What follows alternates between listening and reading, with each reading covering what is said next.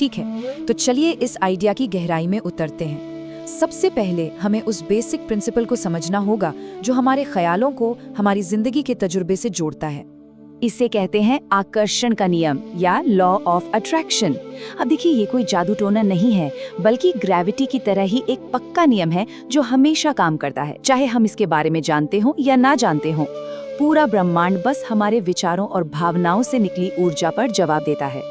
यहाँ पर सबसे दिलचस्प बात यह है कि हमारे वो विचार जो हम पर सबसे ज्यादा हावी रहते हैं, जिनके बारे में हम दिन रात सोचते हैं, वो असल में हमारी जिंदगी का एक ब्लूप्रिंट बन जाते हैं। मतलब जिस चीज के बारे में हम सबसे ज्यादा सोचते हैं, हम वही बन जाते हैं।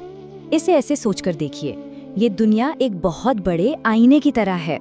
ये वो नहीं देती जो किसी को चाहिए होता है, बल्कि ये सिर्फ वही चीज वापस दिखाती है जो वो इंसान अंदर से है, जैसा वो सोचता है। और अगर आईने में अपनी तस्वीर पसंद नहीं आ रही, तो आईना तोड़ने का क्या फायदा? बदलना तो खुद को ही पड़ेगा ना, है ना?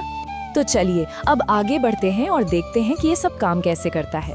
अब हम कुछ प्रैक्टिकल टूल्स के बारे में बात करेंगे, जिनकी मदद से हम इस नियम का होशपूर्वक इस्तेमाल कर सकते हैं। तो ये पूरी प्रक्रिया बस 3 आसान स्टेप्स में सिमट जाती है। पहला, मांगना, मतलब एकदम साफ साफ पता होना कि असल में चाहिए क्या।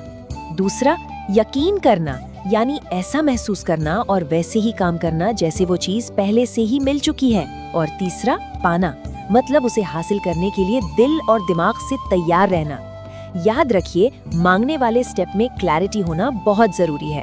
और इस काम में जो सबसे बड़ा टूल है वो है अफर्मेशंस, यानी सकारात्मक कथन। ये बस कुछ सिंपल लेकिन बहुत शक्तिशाली वाक्य होते हैं जिन्हें बार बार दोहराने से हम अपने सबकॉन्शियस मन को एक तरह से रीप्रोग्राम करते हैं और अपनी एनर्जी को अपने लक्ष्यों की सीध में ले आते हैं। अच्छा, तो अफर्मेशंस के भी कई मजेदार तरीके हैं, जैसे कि 369 मेथड। ये तब बढ़िया है जब किसी एक ही लक्ष्य पर पूरी ताकत झोंक देनी हो।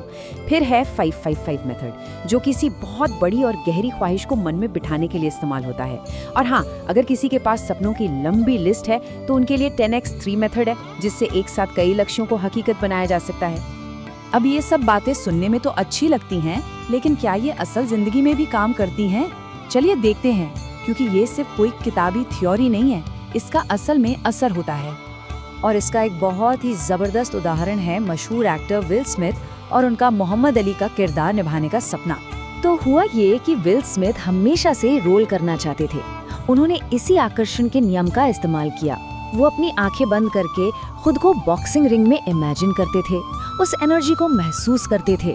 वो लगातार खुद को ये यकीन दिलाते थे कि अली के रोल के लिए मैं ही सबसे बेहतरीन एक्टर हूँ। और नतीजा, एक दिन अचानक उन्हें डायरेक्टर का फोन आया और उन्हें वो रोल मिल गया जिसके लिए उन्हें ऑस्कर में नॉमिनेशन भी मिला। चलिए अब इस बातचीत को एक और गहरे लेवल पर ले चलते हैं। अब तक हम चीजों को अपनी तरफ खींचने की बात कर रहे थे, लेकिन अब हम बात करेंगे सच्ची खुशी और आत्मज्ञान की, जो इससे भी कहीं ज्यादा गहरा है। देखिए, आकर्षण के नियम से हम लक्ष्य तो पा सकते हैं, पर अक्सर उनसे मिलने वाली खुशी ज्यादा टिकती नहीं। तो फिर सवाल ये उठता है कि वो कौन सी खुशी है जो हमेशा रहती है, एक ऐसी शांति जो बाहर की चीजों पर निर्भर न हो। और इसी सवाल का जवाब हमें इस शक्तिशाली कथन में मिलता है कि हमारे सारे दुखों की जो असल जड़ है, वो है हमारी खुद के असली स्वरूप के बारे में अज्ञानता। मतलब हमारी पीड़ा इस गलतफहमी से पैदा होती है कि हम हैं कौन। और यहीं पर हमें नकली मैं और असली मैं के बीच का फर्क समझना होगा। हम आमतौर पर खुद को क्या समझते हैं? ये शरीर, हमारे विचार, हमारी यादें, हमारी कहानी, है ना? पर ये सब तो नकली मैं है। हमारा जो असली वजूद है वो तो इन सब के पीछे की वो चेतना है, वो जागरूकता है जो इन सब का अनुभव कर रही है, जो उन सबको देख रही है। तो सबसे जरूरी बात यही निकल कर आती है कि असली आजादी और कभी न खत्म होने वाली खुशी जिंदगी बदलने से नहीं मिलती, वो तो इस सच्चाई को खोजने से मिलती है कि हम असल में कौन हैं। आत्मज्ञान ही हर दुख को खत्म करने और असली आनंद पाने का रास्ता है। तो आखिर में ये एक सवाल है जो सोचने पर मजबूर करता है।